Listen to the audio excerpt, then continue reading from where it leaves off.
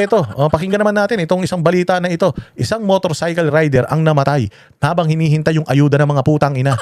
Yan yung sinasabi ko, Mayor Isko. Tama pa ba yung ginagawa ni Bongbong Marcos? Yung direktibang ibinibigay niya sa mga tao ng gobyerno, yung mga ginagawa nilang pagpapapila, tama po ba yan? Is he doing a good job?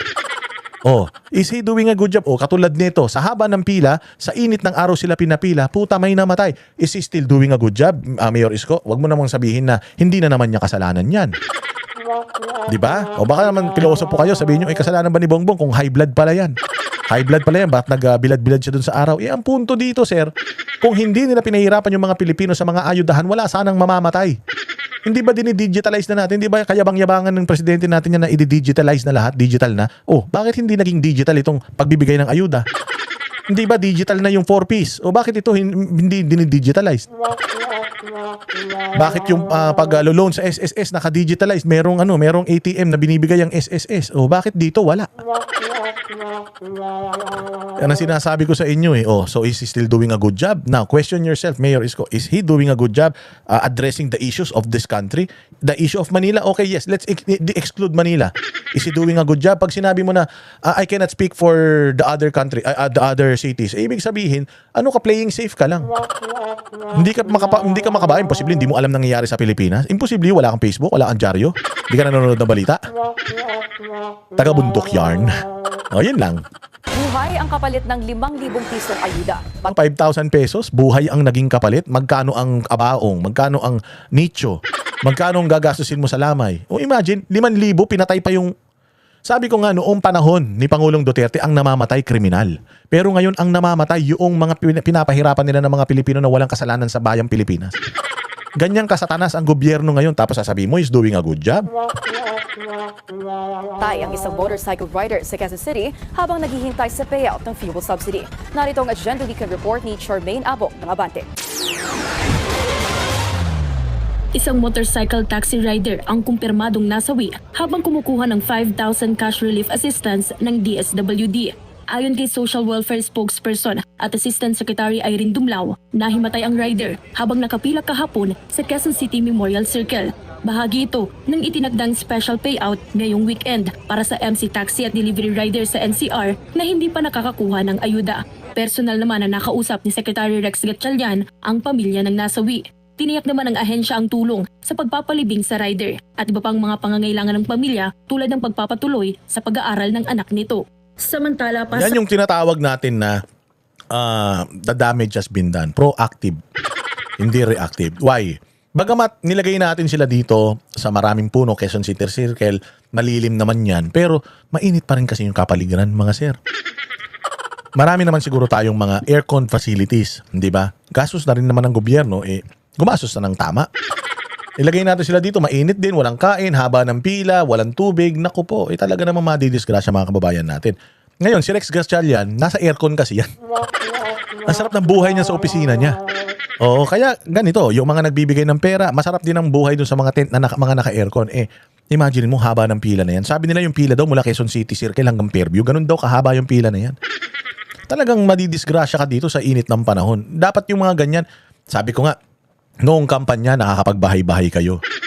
Nung kayo ay binobola nyo yung mga Pilipino kung saan lupalop ng mundo nakakarating kayo. Bakit ngayon, hindi nyo kaya magbahay-bahay para magbigay nitong mga ayuda na ito? Magastos? Magastos pala, pucha, huwag kayong magnakaw. Mga kawatan kayo Tapos sasabihin nyo, nagtitipid kasi tayo. Tanginan nyo, kami lang nagtitipid, kami lang tinitipid nyo kayo sa sarap ng buhay nyo. Tumigil nga kayo, libre gasolina ninyo, bodyguard kayo, libre kain ninyo, mga ulol. Tapos yung mga taxpayers, papipilahin nyo dyan sa init ng araw. Dapat yung mga opisina ng mga taga-gobyerno, nasa tirikan ng araw Yung Congress, yung session ng Congress, dapat walang bubong Para maranasan nila kung gaano kahirap ang buhay ng mga Pilipino. Ang lalamig ng aircon dyan, kaya mga naka-Amerikana mga ulol na yan Ilagay mo sila dyan sa gitna ng EDSA. Doon sila mag-opisina. Putang ina para malaman nila kung gaano kahirap mga Pilipino. Yang Senado, ganun din, tanggalan ng bubong yan. Pag nagdidebate sila, nagpe-plenaryo sila, dapat nandoon sila sa quadrangle. Para makakita nila kung gaano kahirap ang araw-araw nararanasan ng mga Pilipino. Hindi sila, sarap ng buhay nila, aircon sila mula umaga hanggang gabi. Tayo nagbabayad ng mga kuryente nila, tas tayo walang pambayad ng kuryente. Sipin nyo yan. Di ba? Alauna pa lang kaninang madaling araw, nagsimula na ulit pumila ang mga riders sa labas ng QC Circle para sa second day ng special payout. Ayon sa QC Traffic and Transport Management Department, alas 5 ng umaga na sila pinapasok sa loob at nagsimulang pamimigay ng ayuda alas 7 ng umaga. Para sa rider na si Vinir Eringco, bukod sa init ng panahon, mahabang pila ang kanilang tinitiis para ma-verify ang kanilang pangalan. Kahit wala daw kasi sa listahan ng DSWD, maaring magpa-verify sa kanilang kumpanya na nandito at mayroong designated area. Kasi dapat ang ginawa dito, ibinabayan per barangay eh. Per barangay, ganun ang ginawa nung ayuda eh. Per barangay, pinapila ba natin sa isang lugar yung mga Pilipino taga Muntinlupa, pumunta pa dyan? O hindi ba dapat yan per barangay? May mga profile naman kayo ng mga riders na yan, drivers na yan. O Caloocan, o isang lugar para sa Caloocan. Isang bigayan para sa Quezon City. Isang bigayan, bawat city dapat nga yung bawat district eh. Di ba? Ganun eh. Para hindi naman masyado mahirap ang mga Pilipino. Putang ina, ginagawa niyong timawa eh. Ginagawa niyong mga patay gutom yung mga Pilipino. Iyan ang bumubuhay sa inyo eh. Ano na pa, katagal eh. Sarili na pa, ano? Walang usap kasi. Walang usap, kanina pa pinatuloy. Kaya kami, Sasadap na lang. kailangan nga, meron kami dito, meron kami kasakandan. Pag wala ka, wala. Kapait ka naman kami. Una nang pinayuhan ng DSWD ang mga rider na personal na magtungo sa mga designated payout site para kunin ang cash aid para sa maayos na proseso ng distribusyon. Tinitignan ngayon ng Kasalanan pa nila. Kasalanan pa ng mga bibigyan. Kayo na magaling. ahensya ang planong paglipat sa digital system para mas maging madali. Di ba ngayon pa lang nila pinaplanong ilipat sa digital system? Tang ina niyan, 3 taon na sila nagbibigay ng ayuda. 3 years na kayo nag-aayuda. Pang-4 na taon na, ngayon nyo palang naisip na i-digitalize mga gago kayo. Ang ina. Is he doing a good job, Mayor Isko? Is Bongbong Marcos doing a good job? Huwag mo sabihin na hindi naman niya kayang manduhan. Hindi yun. Kung meron siyang direktiba, naririnig niya na yung reklamo ng mga Pilipino, ng mga driver, may namatay pa, dapat may direktiba na siya. Mali yan. Tigil yan. Kasi nga, di ba ikaw na nagsabi, maganda naman yung sinasabi ni Isko nung nakaraan na, maganda naman yung ginagawa ni Pangulong Duterte noon. Ngayon magpaplano, bukas implement na kagad. Ganon katindi, kabilis kilos, kabilis ang aksyon nung panahon ni Duterte. Kung hindi ganon ang aksyon ni Bongbong Marcos ngayon, ba't mo sinasabing he's doing a good job? Ang subsidy payout. Para sa Agenda Weekend, Charmaine Abo. Tinaw, pakinggan natin yung mga yung mga sasabihin ng ibang mga driver ha. Eto, pakinggan ninyo ha. Muntakin mo mula pa umaga nandiyan na sila. Anong petsa na? Pasok. Ang pagbigay ng ayuda, dapat hindi pinapahirapan ng tao. Hindi katulad ng nakarang presidente, pag nahihirapan ng tao, gagawa sila ng paraan. Ayun, anong sabi ni Kuya? Nung nakaraang presidente, sino yan? Mahirap. Sino yan? Pinahihirap. Nung nakaraang presidente, pag nagbigay, pag nakita nilang may mali, inaayos kagad nila. Dinalagyan nila ng sistema. Mantakin mo may sistema na nung pagbibigay ng ayuda nung kay Pangulong Duterte, ba't nawala ng sistema ngayon? Ibig sabihin, gago yung administrasyon ngayon. Pwede mo naman sundin yung manner ng pagbibigay ng ayuda noon. Bakit ngayon hindi? Kasi noon, walang corruption yung pagbibigay ng ayuda. Ngayon kasi, putangin na mga magnanakaw, mga hayop na yan. Kaya hindi nila sinunod yung sistema ng pagbibigay ng ayuda nung panahon ni Pangulong Duterte. Buong Pilipinas ang binibigyan ng ayuda noon, walang aberya. Ngayon, dito lang, rider lang to, isang targeted na sektor lang ito, hindi nila magawa ng maayos. Hindi nila sinusunod yung sistema ni Pangulo, pati yung check and balances nun dahil putangin na yan, ninanakaw nila yan. Maniwala kayo, hindi lahat nabibigyan talaga. Ilan lang yung nabibigay. Kung siguro 100 billion yung budget, baka 10 milyon lang. Baka 1 billion lang yung binibigay nila, yung 99 billion ninanakaw nila. Kaya ganito na naman ang ginagawa nila, pinapahirapan nila yung mga tao, hindi nila ginawa yung sistema dati. Stop muna natin, gawa tayo ng paraan para mapadali. 11 ng umaga. Hanggang ngayon. Hindi pa nakukuha yung 5,000. Hindi pa. 5,000 lang kukunin. Kung gaano pinahirapan yung mga tao, mga rider, ganun na lang. Di ba 5,000 lang? 11 ng umaga nandiyan na. Anong oras na? Gabi na? Kung magkano yung nalugi sa kanila ngayon, yun lang din. Kung yung mga yan nagbiyahe, kumita ng 5,000 yan. Maghapon na nandiyan dyan, naka-standby ka. 5,000 na kukunin mo. Kung hindi ka pumila dyan, kuya, baka mas malaki pa kinita mo. Ganyan na nila tinatarantado yung mga kababayan natin. Hindi nila naisip yun. Basta ang inisip lang nila, nagbigay kami ng ayuda, tapos na yun. Ilang oras ka na nakapila? Almost 13 hours na po. 13 hours. 13 hours? Putang ina ninyo? Di ba 13 hours pinapipila nyo para sa 5,000? Pukin ang ina ninyo. Tapos kung makaasta kayo, parang pera nyo yan. Putang ina nyo talaga, mamatay na kayo. Yes. Bakit umabot nagtyaga ka ng ganong katagal? Dahil sa 5K na yan! Diba, pinagtatawanan na sila? 5K lang ibibigay mo. Putsang ina, wala ka pang sistema. Pero yung pagnanakaw, may sistema kayo. Yung pag-i-impeach kay Inday Sara, may sistema kayo.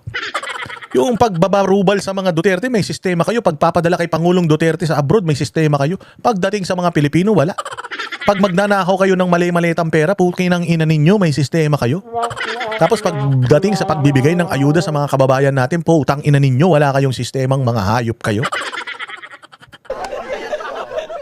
GCash, online wallet, Para walang pila. para walang pila. Oh, maganda yung sinabi ni Kuya kasi tinan mo ha.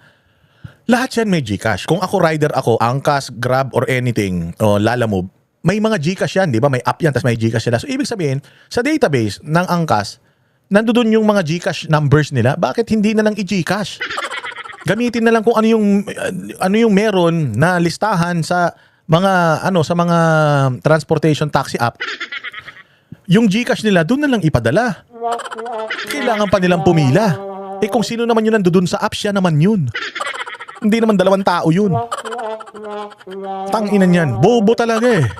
Para walang naghihintay dito ng mga tao.